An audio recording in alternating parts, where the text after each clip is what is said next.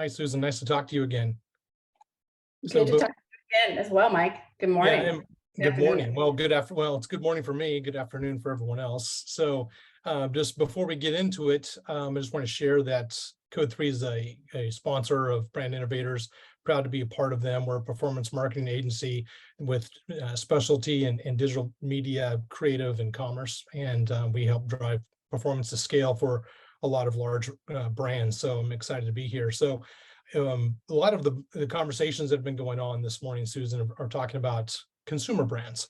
And so we're going to talk a little bit about, the difference that you have at Dessert Holdings. And so before we get into this, I'm hoping my years of watching David Letterman pay off. I don't have my top 10 list, but I think we have about 10 questions we'll go over here. So let's starting off, let's have you share with us, your responsibilities and tell us a little bit more about Dessert Holdings. Awesome. And first of all, it's great to be here, and thank you to the Brand Innovators team. They're always on the cutting edge of keeping folks in the industry on point, and good to see you again, Mike Terry, and all the great work that your organization is doing at Code3. It's a pleasure to be here. So in terms of what I do, I am the CMO, Chief of Marketing, or SVP of Marketing for Dessert Holdings. And I oversee essentially our marketing, our branding, our portfolio work, insights, innovation, commercialization of new products, as well as our strategic selling, and basically how we show up to our customers from a B2B standpoint. Our brands and products are really behind some of the best known brands out there. When you think about retailers and casual dining chains or QSR chains. So when you think about, for example, our lava crunch cake is what we all know and love at Domino's Pizza. We are the cheesecake miniatures that are in the Cheesecake Blizzard at Dairy Queen. And we also are the black tie mousse cake at Olive Garden, as well as the strawberry cream cake. And then kind of heading over to the retail side of things, if you walk into a Costco, we are in the Costco Bakery. We are the tuxedo, amazing tuxedo cake, as well as the caramel tres leches cake. And those who shop at Target, we are the delicious tiramisu cake. So like I said, we are behind and really support some of the best known brands out there with our B2B delicious products. And I joined Dessert Holdings about 4 years ago. We were a company of independent operating companies at the time. And, really what I've done is really helped to bring all those brands up under one roof. We've got locations across the US and Canada. So we've got 2 locations in Canada, one in Vancouver, one in Toronto. So some wonderful places to travel to. I recently just came back from Vancouver here recently, as well as a location in Houston and Atlanta. And we work along both channels, as I mentioned, retail and food service. And my background is in consumer packaged goods. So I came up through the brand track, working at the likes of General Mills and Conagra Foods. Have also worked on the retailer side of things. So I led private brand marketing at Super Value, and have also worked in innovation. And so so I'd say a lot of what we spend our time doing is, really helping our retailers and our customers in restaurants really show up well with their desserts, stay on top of the food trends. I think just a little bit about Dessert Holdings. We are a private equity backed organization. So we are owned by Bain Capital, which is a fast growth organization.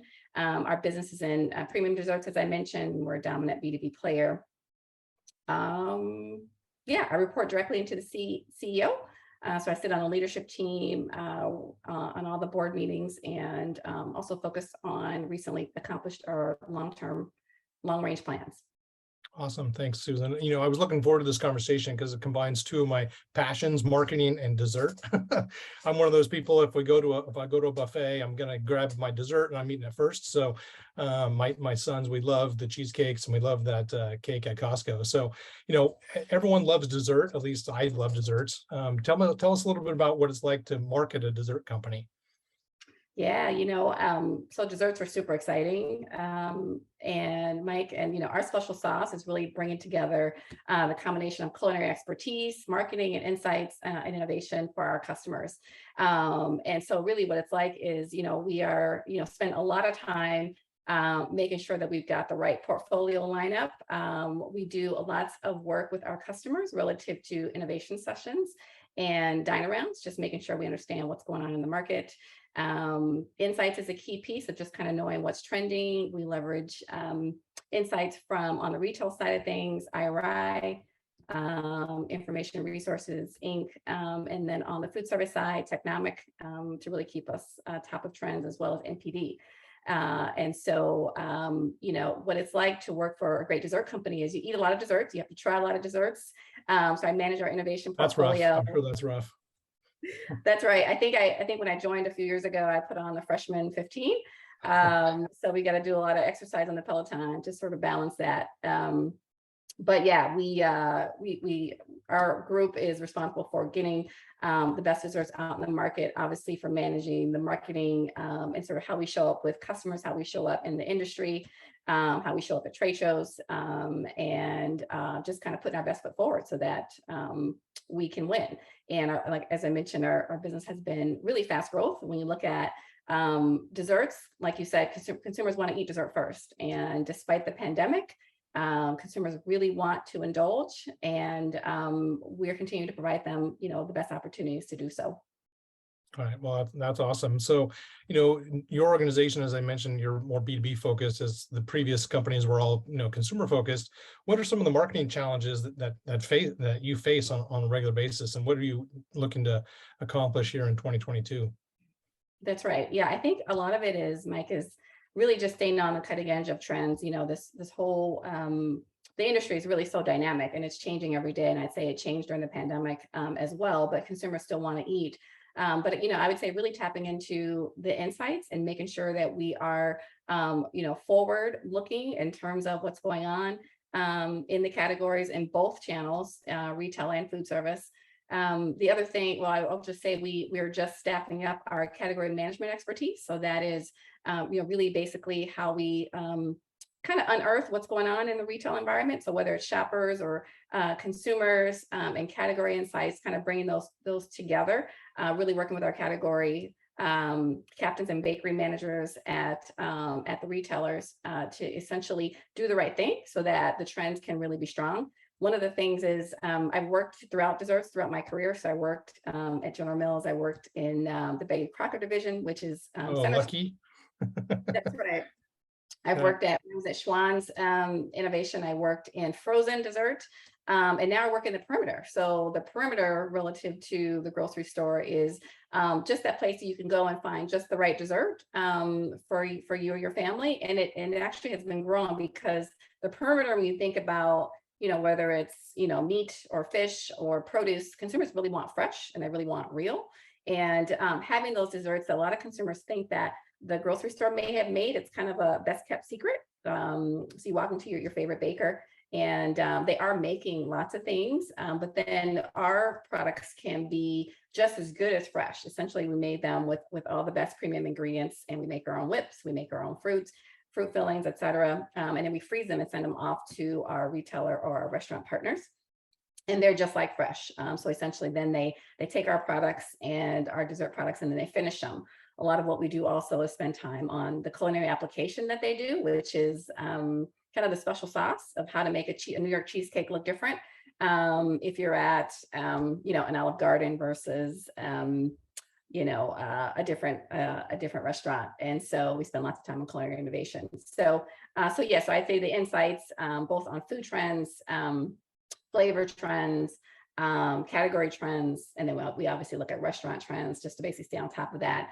And then marrying that information up with our innovation pipeline, which my team manages to make sure we're launching the best items. I'd say that's where we spend a lot of our time, Mike. And then I would say the other area is really just on talent. I think, really just identifying and retaining really good talent is obviously something everybody is dealing with. And we actually just expanded our office. A lot of companies I know are going, completely virtual or staying virtual. Right. And our office is, we're actually expanding, which, really providing a dynamic space for employees to come and be excited to come to work to. So we still do have a hybrid model, but we have created a nice destination space with some great branding and imagery and photography and desserts throughout, so that people will be excited to come, whether you're in person or on Zoom. Okay. Well, do you have a test kitchen? And if you do, can I be invited to go to it? You absolutely can. I think we can definitely point people to where to go to find our desserts, but absolutely, we've got a wonderful test kitchen. We have a couple of, we actually have them in 4 different locations, but some primary ones in Vancouver. I was actually just in Okay. Vancouver weeks ago. And we also have one in Colorado. Okay. So absolutely, we'll make sure we get you on our test tasting list for the next innovation. Awesome. Thanks, Susan. And so have you guys launched any new products lately? I know that, I would assume during the pandemic that, people I know I enjoyed more desserts during the pandemic when I couldn't leave the house, but, and I'm sure your sales probably did well, but I don't want any proprietary information, but a couple of questions here. But one, how did you guys do during the pandemic? And secondly, what new products are you looking to launch that we can look forward to tasting? Yeah, definitely, Mike. So in terms of, the trends that we're seeing in the market, a lot of them continued during the pandemic because desserts are really exciting and it's really a dynamic category. So as we came out of the pandemic, desserts really remained extremely relevant as consumers look to satisfy that sweet craving or just that special treat. And we really look at desserts from a total market view. So we leverage the food service data into retail and vice versa. But we know consumers still want cake. So they're still celebrating. So they're still having birthday parties. A lot of them went a little bit smaller than before. They still are probably slightly smaller than before the pandemic, but they're still having them. And so I'd say smaller sizes is kind of one of the big trends. Premiumization is also a big trend coming out of the pandemic. Like consumers, just with all the safety concerns, they really want the best, freshest, most premium ingredients. So they really have been desiring that premiumization throughout the store, and that demand for real quality, clean ingredients that is what is really our signature.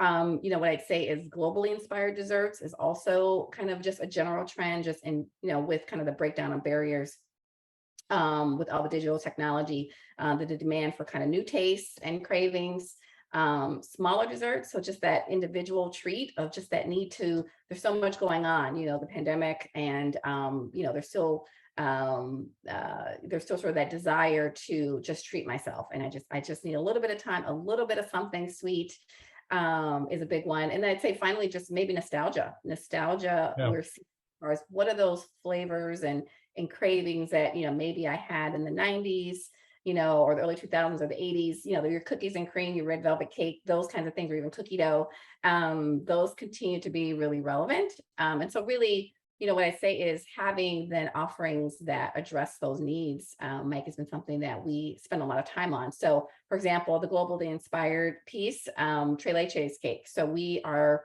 really the first national launch of a premium Tres Leches cake. So you're probably used to the very traditional sort of one layer Tres Leches cake. And we've really sort of premiumized it, if you will. So we're doing like a 2-layer, very a little bit less soap, but with sort of a vanilla flavoring. That's really been launched at a lot of our big customers. Lots of grab and go sizes. So a lot of innovation in packaging. Awesome. Taking our larger size cakes and then sort of putting them in smaller sizes. Taking our cakes, taking our cheesecakes and putting them in smaller packaging. That's been a real big one that we've been focused on. And then I'd say, just snackable desserts. So things that are kind of more like that you might be on a call like this, and you might have a little bar and brownie, dessert bar or brownie, like a salted caramel pretzel brownie, which is a new innovation that we had, a cookies and cream brownie, which is another innovation we've had this year, and just really having them at your fingertips for snacking. So snacking continues to be a huge one. Consumers snack about 5 times a day. Yep. And I think that's only going to increase. Okay. Well, yeah, I usually like to have, lovely snacks, but they're always off a frame. So no one knows that I'm snacking while I'm on Zoom calls. So we've learned about your business and your products, and that's awesome background. Let's talk a little bit about your marketing mix and how you go to market, and, where do you spend your time as a marketer? Yeah, definitely. So I grew up in traditional, CPG marketing and kind of brand forward. And I'd say right now we are really the support behind the scenes to really make our product shine with our customers. But what I'd say, we're very visual forward, very content forward relative to photography. We're working a lot on video behind the scenes. We always want our website to shine. We're spending some good time on SEO for sure, making sure that, the customers who want to find us or looking for us can find us. We are in most of those major retailers, as I mentioned, as well as those casual dining outlets or QSR. So because of that, it's less about them finding us. It's more about, when they do find us, how do we have that great content for them?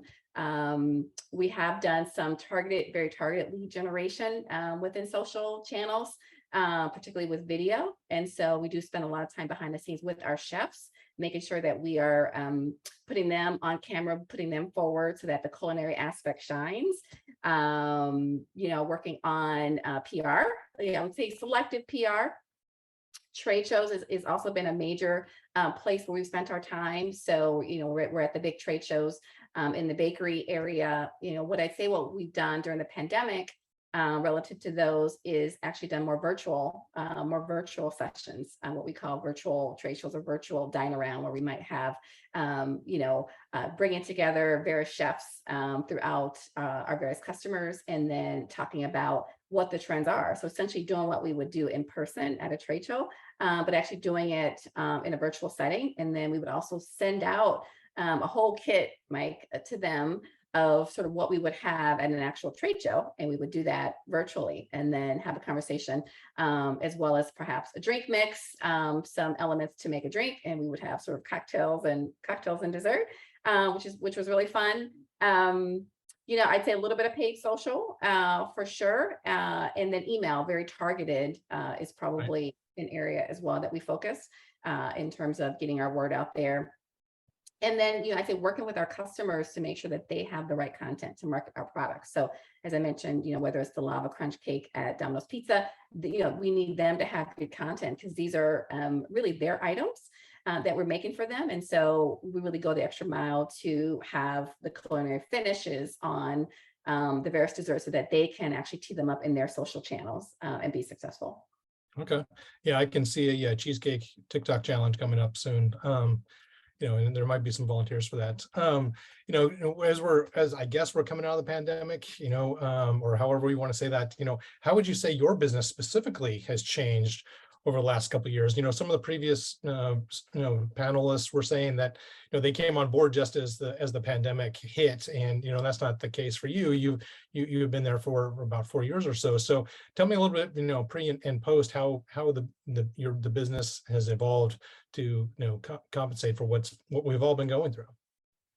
Absolutely. Yeah. It was a tough couple of years, but for us, it was a good time to sort of focus. And I'd say the pandemic allowed us, Mike, the opportunity to really continue our innovation and our growth. So I say, while some companies were, kind of quiet, we were out there still meeting very often with our customers on Zoom. But we also made some significant capital investments in our business, since we have been high growth. But we made some significant capital investments during the time of the pandemic to really expand our capacity. So we completed a significant expansion in our Toronto-based area that opened up earlier this year.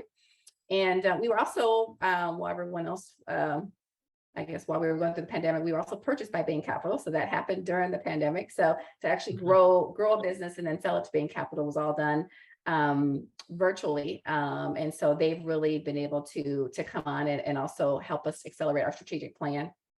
Aside from that, I'd say the pandemic allowed us to focus on people and servicing our customers, at the highest level. So, we established, virtual marketing training sessions, high, very, very high connectivity, and, having really the highest best in class customer service levels in terms of our supply, which was really great.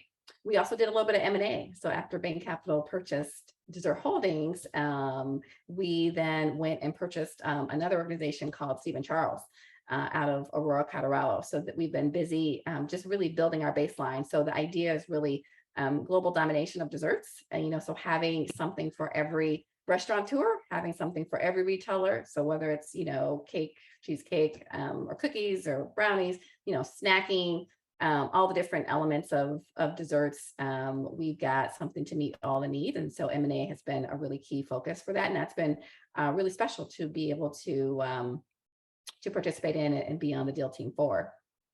Nice. I love to hear global domination of desserts. Yes. So we keep hearing about this pending recession. Inflation is going up and down. Gas prices are down. Stock market's in flux. How are you guys adjusting? With what's the pending recession and the economy to make sure you're still going to stay on target to hit your business goals. Yeah, I think that's a tough one. I think right now, if the latest survey that I saw, something like 96% of consumers or shoppers are concerned about inflation, food cost inflation. I think we're all seeing it and feeling it in our paychecks and at the gas camp. But what I'd say is desserts still remain extremely relevant, and I think what we are really focused on and positioning ourselves to have that larger share of stomach, whether it's in food service or retail. So making the best products that we can. What I will say, Mike, is we've done a little bit of work on price sensitivities or price elasticities. And we've really seen that for the more real desserts or the higher profile premium desserts, consumers tend to be less price sensitive. The other thing that we're finding is that they want to go to smaller desserts. So again, they're still buying those cakes and still celebrating, but they may be buying a smaller piece of cake, which also may be good for your waistline at some level. So yeah, we're actively monitoring that. We are setting up capabilities to be able to manage it overall, be able to look at it by channel, be able to look at it by customer, and to the extent we need to modify our products and packaging sizes to then address that. Those are a lot of things that we're working on. I think just continue to really put out the best products to really let consumers know that when you need to indulge, we're still here, and working with our retailers and our restaurant partners to actually find the best offering for them, so that they can continue to grow. Okay, that's great. So I wanted to touch on digital marketing to some degree. So let's talk a little bit about your social media platforms. I know you're a B2B brand, but tell us a little bit about what you're doing on the social worlds. Yeah, we've definitely had some legacy social media platforms. We've been very selective, Mike, about where we've been. We're working our way to really trying to understand growth opportunities here. But I would say very content forward is a lot of what we're working on, video content. And I think that's really going to be the future. And really to expand our social media platforms, as well as work with our customers around, helping them to really help our dessert shine within their platform is probably a key area of focus that will be delivered about in the coming year. Okay, great. Yeah, if you need some help in the social media platforms, I know a really great agency. So I want to pivot a little bit into the C-suite and the leadership part of the conversation that we were talking about earlier. And so wanted to ask you, what are you doing to develop the young leaders in your organization, both in and outside of your organization? Yeah, I think so Minneapolis, where I live and work, is a really vibrant area for marketing in general, as well as food marketing. And I've always had a real passion for helping to lead and grow the next generation. It's really important to me. I had lots of people as I was coming up to really work and develop me. So one of the places that I'm investing time is helping younger leaders. There's an organization called Brand Lab that is here in the Twin Cities, and that's really focused on developing the next generation of marketing talent. And so what we are doing is coaching what we call those Brand Lab fellows, who work at a lot of the big organizations around here, like Best Buy, or even some of the big agencies, the marketing agencies, and really coaching them in their career so that they can make the right step. Previous to that, I worked and managed and coached what I call under-resourced college students in a program called Internships, which is really around a program to really help college students launch in an internship and then ultimately full-time. So a lot of the big companies around town, whether you're US Bank or Ecolab, we're big sponsors of those kinds of things. And then I'd say, mentoring and coaching at the individual level is really important to me, particularly during the pandemic. What I'd say is I would spend, our Monday morning calls used to be all about, the priorities and the resources. And now we just essentially, we do a check-in, just say, hey, how is everyone doing? And I'd say we started that during the pandemic, and it would be amazing Mike, what you see come out of those discussions, various things that are going on, personally or professionally, and really giving the people opportunity to be transparent and share. And, I think we, have talked about, everything from kid situations to, hey, this thing hit me and I'm not comfortable with it, or, about coming into the office, type of thing. And so just really having a place and space for teams to share and say, hey, are you well? What's going on with you? And I think as we move past the pandemic, really remembering some of that, some of what I'm seeing just in the broader universe is people just kind of getting back to normal. And yes, we're back to normal, but yet people still, you want to remain and keep some of those connections. On one hand, we're not as connected because people weren't in person. On the other hand, you're more connected because you got to see them more often on Zoom or on virtual. So keeping some of the virtual platforms going relative to how we're connecting, knowing that we can't see each other every day. Our team our headquarters is in St. Paul, Minnesota, but as I mentioned, our offices is in 4 different other locations, and my team is also spread that way. And so it's really allowed us a great forum to connect. And then, we still will get together in person, but, just a way to have individual connections.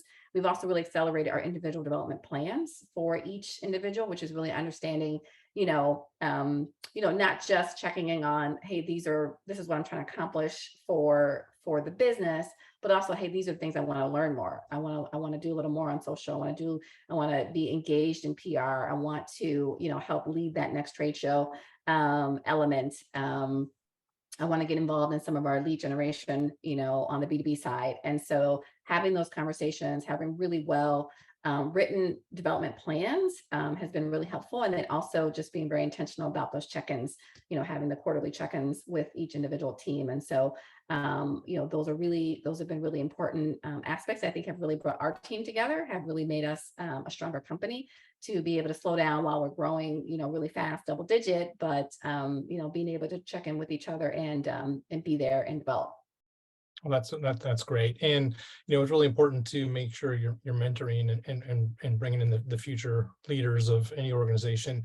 I know when I was coming up, failure was not tolerated, but now failure is part of the process. And so just a follow-up question to that is how do you guys, manage failure? Not just from your level, but, as people come up, because you can't learn if everything's always a win. You have to learn through some of the bumps and bruises. So, do you guys have a process for that, or, how do you manage that? Yeah, that's right. And I think, Mike, it's really important. We always feel like you want to fail fast. And so I think a couple different things. We do post reviews of various things. I'll just take an example of our innovation process.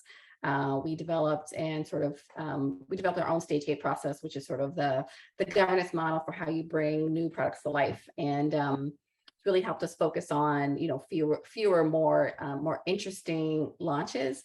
And once you do a big launch, we do selective post-launch reviews, which is to say, hey, how do we do with that? So our goal was, to grow by this amount of $1 million. And how do we do? Our goal was to really penetrate these customers or get at, this type of initiative from a marketing standpoint, and how do we do?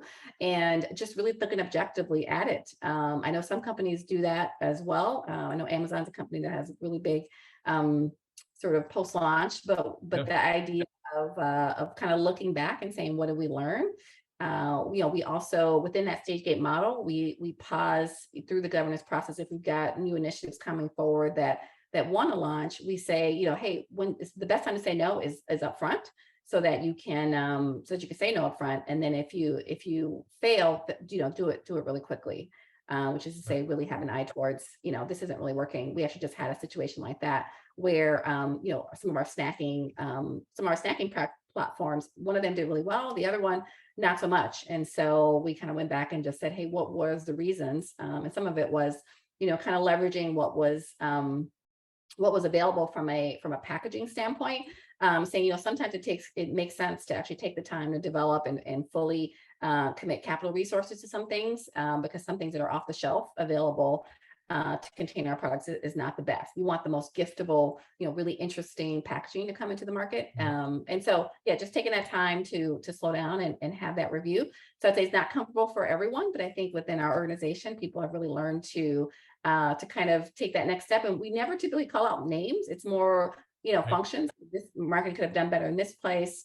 Supply chain could have did better here. Our sales leaders, maybe need to be, this way more with their customers or things like that. And then people, and then try to celebrate it, try to say, yeah, that makes sense. But, so we failed here, but guess what? This is what we learned from it. And this is what we're going to do better next time. And I think that is what gives you credibility going forward.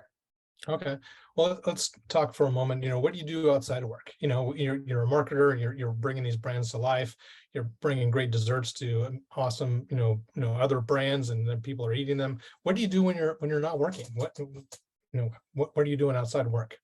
Yeah, absolutely. So we are, so Minneapolis is, for those who haven't been there, is the land of 10,000 lakes. So there's lots of lakes to be in, but yeah, we live on what they call Lake Minnetonka, which became famous as part of Prince's Purple Rain movie. But we spend lots of time on the water. So whether it's boating, kayaking, paddleboarding, also do a little bit of Peloton, a little bit of a tennis aficionado. But I'd say more than anything, the family time is really important. And then I would say from a philanthropic standpoint, there's a couple places I like to spend my time. I mentioned the Brand Lab, really supporting younger folks in the industry, but as well, I'm on the board for one of the largest regional theaters in the area, and really helping them during the pandemic as well as the racial justice movement, and really helping them get close to the community and say, hey, look, we try to bring great art to you. So the theater is called the Code3 Theater, and really trying to put great art on the stage, but at the same time, how do we make sure we're driving the right conversations? How do we make sure we're bringing the right pieces to the community for that? There was a great sort of sub-organization that started out during this time called the Minnesota Black Theater Circle. And that was a way for us to talk to local artists about, how they feel in the moment, during the pandemic, et cetera, and being able to create some art during that time on the digital platforms, which was really cool. Is that we've always sort of been an in-person theater, and then really pivoting to actually motion capture, video capture of our pieces to be more like film, and then being able to have them and publish them. I think, one of the pieces that we did last year during the Christmas time went into over 100 countries to educators and to students to be able to really learn about Shakespeare and to actually have accessibility to it. As well as, when you think about, in this age of the pandemic, there's some people who just simply can't get to the theater, get to a performance, or get out and then have it available to them in those digital platforms. So that's been a big piece of it. I'd say those are probably the few places I spend my time. Okay. Well, thanks for sharing that, Susan. I think I got one final question for you. It's like, what is your favorite dessert? Yeah, I would probably say it's probably cheesecake. Cheesecake, interestingly enough, is consumers' number 2 favorite dessert after ice cream. And cheesecake is probably my favorite too, and all different flavors. Strawberry, chocolate, and I also like them in very mini formats, just so I can pop 1 or 2. Right. Well, yeah, it's like What about yours, cheesecake. Mike? Well, my favorite, I like carrot cake, which is weird because I don't like vegetables. So, but I love the cream cheese. But then, cheesecake, we always get the variety tray at the local grocery store, which is probably one of your guys' products. So everyone gets a slice, and they're so small, you have to have 2, right? So, it's like I never turn down dessert at all. So, I've enjoyed this conversation a lot. I don't know if I don't see any questions coming in. Jamie, if there's any questions anyone wants to ask us or Susan. Yeah, I'm not seeing anything either, but I definitely agree with you, Mike. I think my favorite is carrot cake. Just that cream cheese frosting. Yeah, so good. Yeah, because it's wrong just to get it by yourself. So you have to put a cake in between it. So yeah. Exactly. Well, thank you so much. All this talk about dessert and snacks, definitely gonna go grab one after this. But thank you all for being here. Really enjoyed this conversation. Hope you did as well. And we look forward to having you back.